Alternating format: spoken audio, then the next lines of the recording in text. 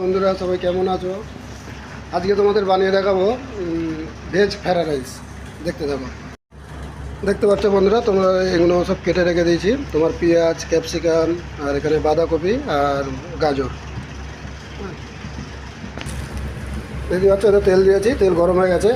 এখন দিয়ে দেবো এর মধ্যে মানে সোরা তেজপাতা আর গোটা গরম মশলা। হ্যাঁ, দিয়ে দিলাম। দেখতেই পাচ্ছ, এখন এগুলো সবগুলো একসাথেই ঢেলে দেবো।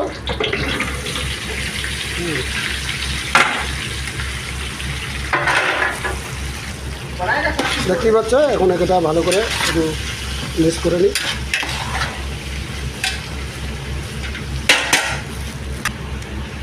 এখন দেখতে পাচ্ছ এটা মোটামুটি সিদ্ধ হয়ে গেছে।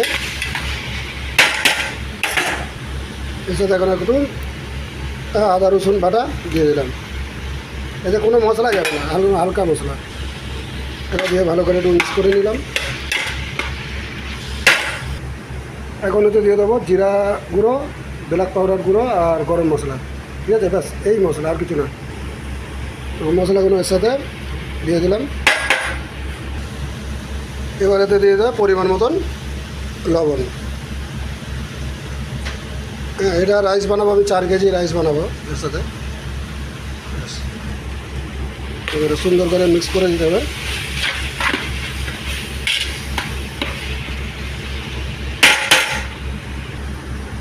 মশলা মোটামুটি মিক্স হয়ে গেছে, ফ্রাই হয়ে গেছে। এখন এতে জল ঢেলে দিলাম।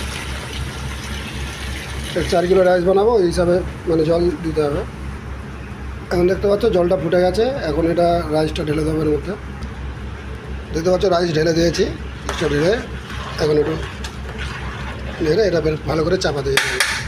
চাপা দিয়ে এর মধ্যে এটা কিছু ওয়েট চাপিয়ে দিতে হবে। দেখতেই পাচ্ছ এখন চাপিয়ে দিয়ে দিয়েছি।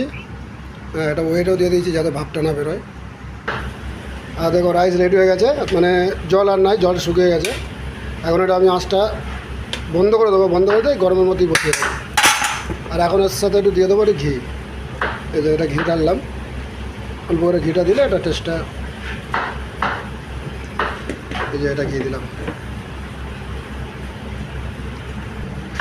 আর দেখো ফ্রাইড রাইসের সাথে এখন এর সাথে আছে চিকেন কারি।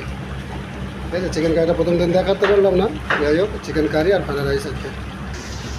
দেখো রাইস এখন রেডি হয়ে গেছে, পুরো রাইস কমপ্লিট। পুরো একটা রাইস দেখেছো। আর দেখো এখানে ফ্রাইড রাইস আর এখানে চিকেন কারি। হ্যাঁ, আর ফ্রাইড রাইস হচ্ছে ভেজ ফ্রাইড রাইস হয়েছে না, ওই জন্য চিকেন